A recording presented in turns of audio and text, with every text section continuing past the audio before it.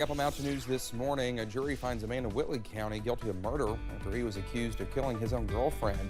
And we talked with a firefighter who was on the scene when a man's body was recovered from the Eliza Fork of the Big Sandy River. Dedicated to Eastern and Southern Kentucky, this is WYMT Mountain News This Morning. Good morning to you. It's 5:38 here on this Friday morning. I'm Dakota Makris. We made it to Friday. Let's head over to Brandon for a look at our forecast this morning. And Brandon, I'm not a huge hot coffee drinker, but I need something because I'm still cold.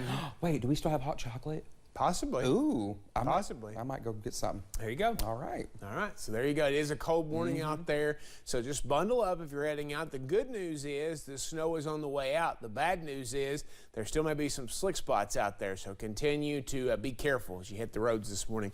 Look at the last 6 hours. We had some snow squalls move through here, especially up toward I-64 near Moorhead there this morning. And those still have some snow-covered roads up there. But most of us didn't get a whole lot of extra snow overnight. There are some school closings and delays. You can see those on the bottom of your screen right there. I think most of them are delays this morning just to kind of give people to get time to get back and forth. But you see Buffalo Mountain camera up our transmitter are not looking too bad this morning. And everybody is below freezing.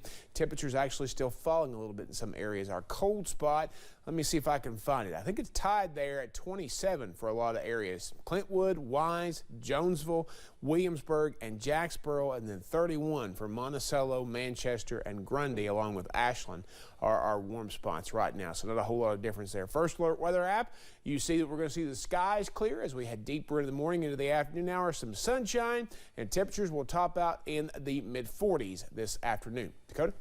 All right, Brendan, thank you. Well, the Pulaski County Sheriff's Office is looking for 48-year-old Sonny Powell after police say he dropped off a woman at Lake Cumberland Regional Hospital on Thursday who had several gunshot wounds.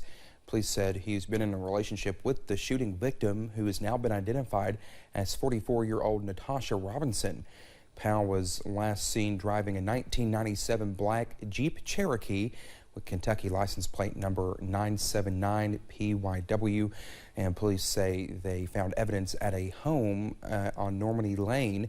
If you have any information about the shooting, you are asked to call the Sheriff's Office at 606-679-8477. You can remain anonymous. And over in Whitley County, a jury found a man guilty of killing his girlfriend. Well, they found John Meadows guilty of murder and tampering with evidence in the death of Donna Lay. Williamsburg police found Lay's remains in a trash can at Meadows' apartment in February of 2021. The jury recommended he serve a life sentence for murder and 5 years for tampering with evidence. He'll be sentenced March 20th. A body was recovered from the river in Pikeville Wednesday after a lengthy search. First responders say Daryl Gooseland ran from a Kentucky State Police trooper during a traffic stop, making his way into the Eliza Fork of the Big Sandy River and going under. Firefighters began their swiftwater rescue efforts shortly after, but the rescue quickly became a recovery. If rescue isn't in the cards, then we have to go to recovery because that's someone's brother, that's someone's sister. You know, we go to that recovery side so that there is that closure. Those involved say 6 agencies were involved in the efforts. While some counties in the area are still considered dry, Kentucky State Trooper Matt Gayhart says alcohol has no borders. Police officers are finding impaired drivers across county lines regardless of where alcohol is sold. Gayhart says troopers try to patrol all kinds of roads because it isn't hard to get alcohol from other counties. That's the thing. If people want to get impaired and get behind the wheel, they're going to be able to do it, whether they have to drive to an opposite county to get that or not. Well, Gayhart says every traffic stop is more than a ticket. It is a life saved, whether it is the driver or others on the road. Well, baseball fans can rejoice. 2023 spring training is just 1 month away, but one team paid a visit to the mountains yesterday to meet with fans prior to first pitch. Our Jordan Mullins explains what this means to the players and others involved. WMDJ Radio 100.1 FM hosted the Reds Caravan on Thursday at the Mountain Arts Center. The caravan included the Reds general manager and vice president, as well as major and minor league players from the Cincinnati Reds organization who were excited to come out and meet local fans.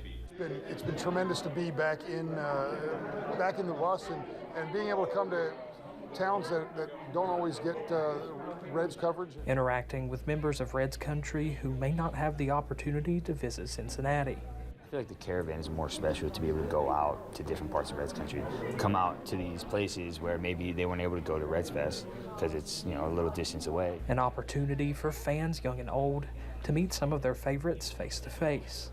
We had a blast. It was so exciting to see those kids and be able to talk to them and listen to kids ask questions because, you know, they want to get to where those players are, and I think that's really neat.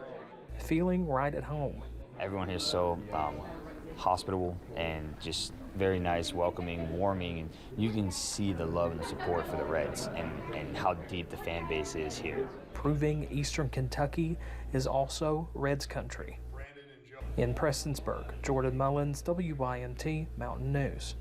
Well, the Reds Caravan also made a stop at an elementary school earlier in the day, and outfielder TJ Friedel told us seeing all the kids in Reds gear made them feel like they were still in Cincinnati.